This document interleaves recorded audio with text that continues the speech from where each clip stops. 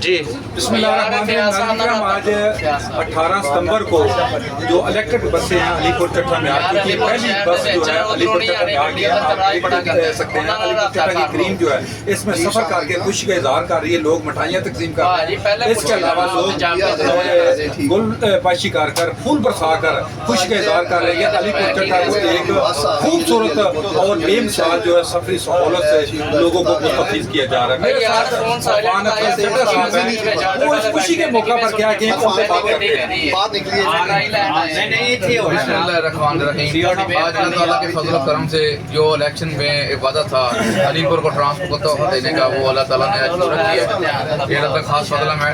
madam محترمہ مریم نواز صاحبہ نے علی پور چٹھا کو تحفہ دیا ہے اور صاحب کا اور میڈم صاحبہ کا بہت شکر گزار ہے، انہوں نے علی پور چٹھا ڈاکٹر